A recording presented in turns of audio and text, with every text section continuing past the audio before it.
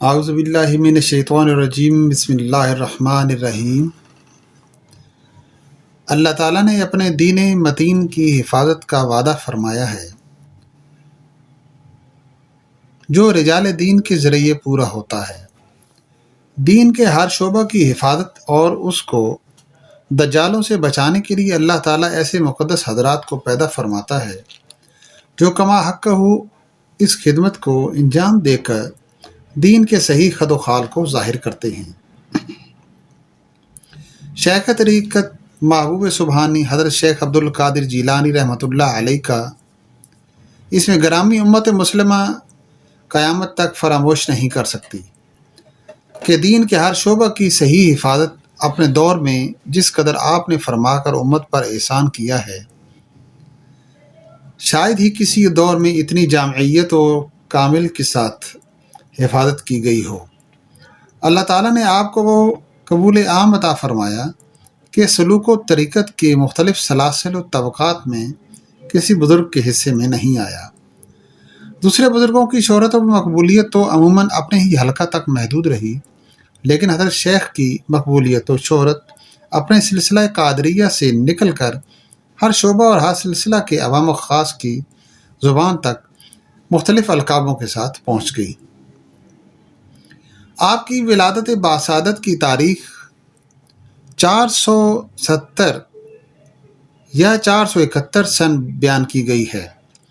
ایران کے ایک مشہور قصبہ گیلان میں آپ کی ولادت ہوئی، جبکہ آپ کی والدہ ماجدہ کی عمر اس وقت 60 سال ہو چکی تھی، جو کہ عموماً ایسی عمر ہوتی ہے جس میں اولاد پیدا نہیں ہوتی۔ گویا حضرت محبوب سبحانی رحمۃ اللہ علیہ کی اس دنیا میں تشریف آوری سے پہلے ہی آپ کی ایک کرامت تھی۔ آپ کا لقب محی الدین، کنیت ابو محمد اور نام عبد القادر ہے۔ آپ کا سلسلہ نسب اپنے والد ماجد سید ابو صالح کی طرف سے 11ویں پشت میں جا کر حضرت امام حسن رضی اللہ تعالی عنہ سے اور والدہ محترمہ ام الخیر سیدہ فاطمہ رحمۃ اللہ علیہ کی جانب سے 14ویں پشت میں جا کر حضرت امام حسین رضی اللہ تعالیٰ عنہ سے مل جاتا ہے۔ اس طرح آپ نسبی شرافت و سیادت میں من جانب اللہ کی طرف سے نوازے گئے۔ آپ کی عمر 5 سال کی تھی کہ والد ماجد کا سایہ سر سے اٹھ گیا اور آپ کی تربیت اور نگرانی والدہ محترمہ کے حصے میں آ گئی۔ وہ سود کا کام کر کے گھر کا گزر بسر چلاتی تھیں اور کبھی تو فاقہ کی نوبت بھی آ جاتی، تو وہ صبر و رضا کی پیکر یہ کہہ کر کہ آج ہم اللہ کے مہمان ہیں اپنی اور گھر بھر کی تسلی کر دیتی۔ آپ نے چھوٹی سی عمر میں مکتب جانا شروع کر دیا تھا اور اسی حالت طفولیت میں آپ کے سامنے عجیب و غریب واقعات پیش آتے۔ چنانچہ آپ فرماتے ہیں کہ ایک مرتبہ میں نے اپنے ہم عمر بچوں کے ساتھ کھیلنے کا ارادہ کیا تو مجھے ایک غیبی آواز آئی کہ اے بابرکت ہستی میرے پاس آ۔ آواز دینے والا دکھائی نہ دیا۔ آپ خوفزدہ سے ہوئے اور والدہ کی گود میں جا بیٹھے۔ آپ نے فرمایا کہ ایک روز 9 ذی الحجہ کو جب میں ذرا شہر سے باہر نکلا، اصل میں یہ تکمیل علم کی طرف اب جو واقعات ہیں وہ جا رہے ہیں، تو جب وہ شہر سے نکلے تو آپ فرماتے ہیں کہ ایک گائے کی دم میں نے پکڑ لی۔ گائے نے میری طرف رخ کر کے کہا، اے عبد القادر، اللہ تعالیٰ نے تجھے ان کاموں کے لیے پیدا نہیں کیا اور نہ ہی ان کاموں کا حکم دیا ہے۔ میں یہ بات سن کر خوفزدہ سا ہوا کہ ایک گائے بول رہی ہے، اور پھر میں گھر آ گیا۔ پھر میں اپنے مکان کی چھت پر چڑھا تو اللہ تعالیٰ نے مکہ معظمہ تک تمام حجابات میرے سامنے سے اٹھا دیے اور میں میدان عرفات میں حاجیوں کو وقوف کرتے ہوئے دیکھنے لگا۔ چنانچہ آپ غیب بھی اشارہ سمجھ گئے اور والدہ محترمہ سے بزرگوں کی خدمت و صحبت اور تکمیل علم کے لیے بغداد شریف جانے کی اجازت طلب کی۔ بغداد ان دنوں اور تاریخ میں بلکہ آج بھی وہاں کی لائبریریز اور وہاں کے علم و فنون کے مراکز بہت مشہور ہیں۔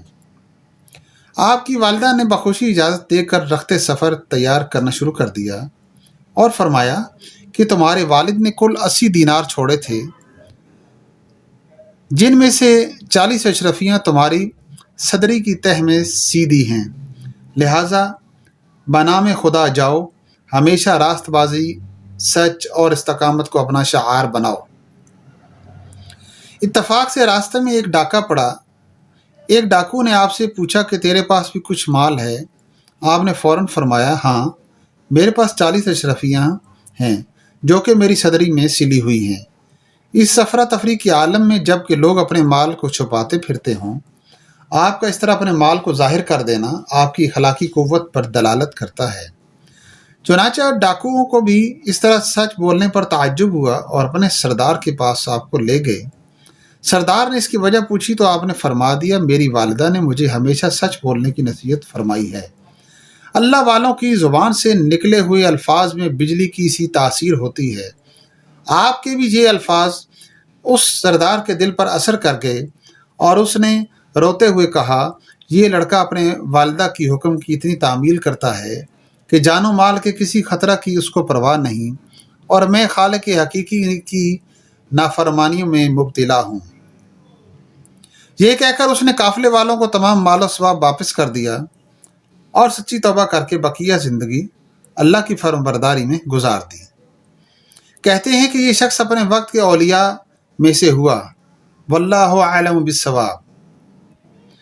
تکمیل علم کے لیے آپ کا یہ سفر 488 ہجری میں، جب کہ آپ کی عمر مبارک اس وقت 18 برس کی تھی، یہ پیش آیا۔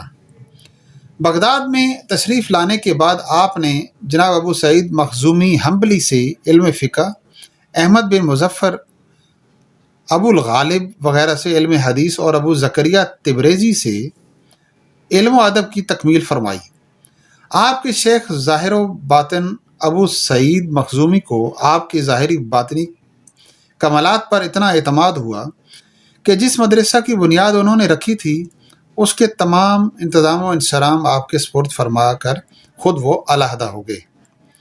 آپ اس مدرسہ کی ظاہری و باطنی ترقی میں ہمتاً مشغول ہو گئے۔ حدیث، تفسیر، فقہ اور دیگر علوم کی تدریس خود شروع فرمائی۔ علوم ظاہری کی تکمیل کے بعد حق تعالیٰ کی رضا جوئی کی خاطر آپ نے ایسے ایسے مجاہدات کیے جن کی مثال نہیں ملتی۔ خود فرماتے ہیں کہ 25 سال تک میں عراق کے جنگلوں اور ویرانوں کی خاک بیری کرتا رہا کہ نہ کوئی مجھے جانتا تھا اور نہ میں کسی کو 40 سال تک نماز فجر عشاء کے وضو سے ادا کرتا رہا، اور 15 سال تک ایک رات میں پورا قرآن کریم نماز میں ختم کرتا رہا، اور 3 دن میں 40 دن تک ایسا بھی وقت آتا رہا کہ نہ کھانے کو کچھ ملتا تھا اور نہ آرام اور نیند ہی نصیب ہوتی تھی۔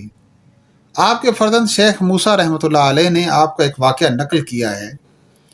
آپ نے فرمایا کہ ایک دن کسی ایسے ویران جنگل میں تھا جہاں نہ پانی تھا نہ کھانے کی کوئی چیز۔ چند روز وہاں رہا اور مجھے ایک قطرہ تک پانی نہ ملا۔ پیاس سے میری بری حالت ہو گئی۔ اچانک ایک ابر یعنی ایک بادل نمودار ہوا اور بارش شروع ہو گئی۔ میں نے ضرورت کے مطابق اپنی پیاس بجھائی اور اللہ کا شکر ادا کیا۔ اسی بادل میں نے ایک ایسی روشنی دیکھی جو آسمان کے کناروں تک پھیلی ہوئی تھی۔ اس روشنی میں سے ایک آواز آئی، اے عبد القادر، میں ہوں تمہارا رب، اب میں تمہاری عبادت و ریاضت سے راضی ہو گیا ہوں اور میں نے تمہارے لیے ہر حرام چیز کو حلال کر دیا۔ آپ فرماتے ہیں کہ میں نے یہ سن کر اعوذ باللہ من الشیطان الرجیم پڑھا اور کہا، اے ملعون، دور ہو، تو کیسی باتیں کرتا ہے؟ اس پر وہ روشنی ختم ہو کر دھواں سا چھا گیا اور آواز آئی، اے عبد القادر، تم اپنے علم و فقہ کی وجہ سے محفوظ ہو گئے، ورنہ اسی صحرا میں نے تم جیسے 70 بزرگوں کو گمراہ کر دیا ہے۔ آپ فرماتے ہیں کہ میں نے جواب دیا، اے ملعون، میں اپنے علم سے نہیں بلکہ اللہ کے فضل و کرم اور اس کی دستگیری سے محفوظ ہوا۔ کسی نے آپ سے دریافت کیا کہ آپ نے کیسے پہچانا کہ یہ شیطان تھا؟ آپ نے فرمایا کہ اس کی اس بات سے کہ میں نے تمہارے لیے ہر حرام چیز کو حلال کر دیا، حالانکہ اللہ تعالیٰ نے حرام باتوں سے منع فرمایا ہے، نہ انہیں پسند کرتا ہے۔ کہاں ہیں وہ لوگ جو یہ کہتے ہیں 2-3 تسبیحیں پھیر کر 2-4 سجدے کر کے اور موٹا جھوٹا لباس پہن کر اپنے آپ کو شریعت کی تمام قید و بند سے آزاد کرنا چاہتے ہیں، اور کہتے ہیں کہ یہ نماز روزہ، یہ حلال و حرام اور یہ طہارت و نجاست کے مسائل ہمارے لیے نہیں ہیں، ہماری نماز روحانی ہے، ہمارا روزہ روحانی ہے اور ہم شریعت کے پابند نہیں، تو دیکھیے وہ سرتاج اولیاء محبوب سبحانی رحمۃ اللہ علیہ اس واقعہ سے عبرت حاصل کریں۔ حضور نبی کریم صلی اللہ علیہ وآلہ وسلم نے بھی یہ فرائض نہیں چھوڑے، نماز کی پابندی فرمائی، رمضان شریف کی پابندی، قرآن پاک کی تلاوت کی پابندی فرمائی۔ اللہ تعالیٰ نے اولیاء امت کو سینکڑوں کرامتوں سے نوازا ہے، لیکن محبوب سبحانی رحمۃ اللہ علیہ کو اس مقام میں بھی خاص امتیاز حاصل ہے، اور آپ کی بہت سی کرامات حد تواتر تک پہنچی ہوئی ہیں۔ ایک معاصر بزرگ شیخ علی رحمۃ اللہ علیہ فرماتے ہیں کہ میں نے حضرت شیخ سے زیادہ کرامت والا کوئی نہیں دیکھا، جب بھی جس کا دل چاہتا آپ کی کرامت کا مشاہدہ کر لیتا۔ دارالشکوہ نے تحریر کیا ہے کہ اگر آپ کی کرامتوں کو جمع کیا جائے تو ایک بہت بڑی کتاب بن سکتی ہے، شاید وہ بھی کافی نہ ہو، لیکن اس کا یہ مطلب نہیں کہ حضرت شیخ کی جانب ایسی باتیں منسوب کر دی جائیں جن کا نہ سر ہو نہ پیر اور نہ شریعت سے ہم آہنگ ہوں۔ اسی لیے علامہ ابن کثیر تحریر فرماتے ہیں، یعنی بہت سے لوگ آپ کی طرف اکثر بے سر و پا واقعات منسوب کر دیتے ہیں۔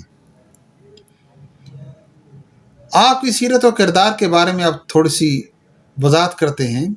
آپ نہایت خوش خو، بہت اچھا بولنے والے، مہربان، شفیق اور حسن اخلاق کا پیکر تھے۔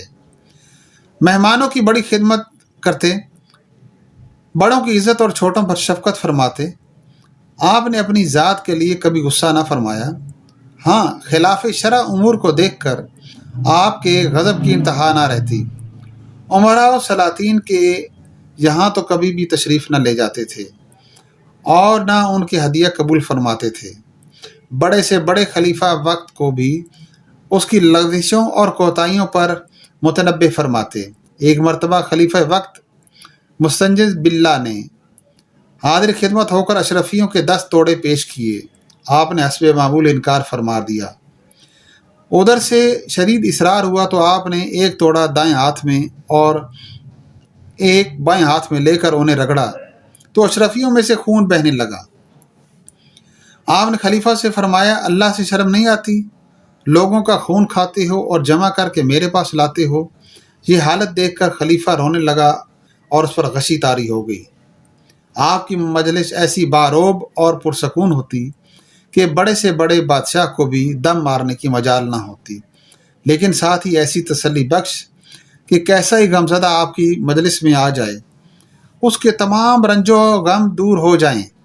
التفات اس قدر عام ہوتا کہ ہر شخص یہی سمجھتا کہ مجھ پر ہی سب سے زیادہ نگاہ کرم ہے۔ اللہ تعالیٰ نے آپ کے وعظ میں عجیب و غریب سحر رکھا تھا۔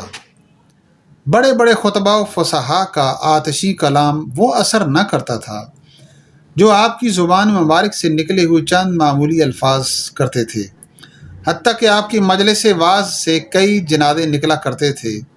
آپ کے وعظ سے متاثر ہو کر 500 سے زیادہ یہود و نصارہ آپ کے ہاتھ پر اسلام لائے اور 1 لاکھ سے زیادہ بد کردار انسانوں نے توبہ کی۔ آپ کے وعظ کو قلم بند کرنے کے لیے 400 آدمی پہنچتے اور جو کچھ آپ کی زبان سے نکلتا اسے وہ نوٹ کر لیتے۔ آپ عموماً ہفتہ میں 3 بار وعظ فرمایا کرتے تھے، ہفتہ اور منگل کو مدرسہ میں اور اتوار کو خانقاہ شریف میں۔ مجلس وعظ تشنہ کاموں سے ایسی بھر جاتی کہ تل رکھنے کی جگہ نہ رہتی، اتنا زیادہ رش پڑتا تھا۔ بعض اوقات آپ کی مجلس وعظ میں 70,000 سے زائد انسان شریک ہوتے تھے۔ جب آپ کی عمر 91 برس کی ہوئی تو محبت الہی نے جوش مارا اور آپ نے اس عالم سے رخصت ہونے کا ارادہ فرمایا، چنانچہ سن 561 ہجری میں آپ کی وفات ہو گئی۔ تاریخ وفات میں شدید اختلاف ہے، بہرحال اللہ ہی بہتر جانتا ہے۔ بعض کتابوں میں مذکور ہے کہ آپ کے جنازے میں اس قدر ہجوم تھا کہ اہل خانہ مجبور ہو گئے اور رات کے وقت آپ کو دفن کیا گیا۔ بعض نے لکھا ہے کہ رات کو ہی آپ کے مدرسے میں سائبان کے نیچے آپ کو سپرد خاک کیا گیا اور مدرسہ کا دروازہ بند کر دیا۔ صبح کو لوگ آتے اور بے تابانہ مزار کی زیارت کرتے اور روتے۔ آپ کی وفات خلیفہ مستجد باللہ کے عہد میں ہوئی۔ آپ نے جو کتابیں لکھیں ان میں غنیت الطالبین، یہ فقہ کی مشہور کتاب ہے، پاک و ہند اور مصر میں چھپ چکی ہے۔ فتوح الغیب فن سلوک و طریقت پر نہایت جامع کتاب ہے۔ الفتح الربانی، آپ کے جتنے بھی واعظ ہیں وہ ان کا مجموعہ ہے جو کہ قلم بند کر لیا گیا، یہ پاک و ہند میں شائع ہو چکا ہے۔ بشائر الخیرات، اس میں درود شریف سے متعلق کلام ہے۔ البواقیت الحکم، الفیوزات الربانیہ، المواہب الرہبانیہ،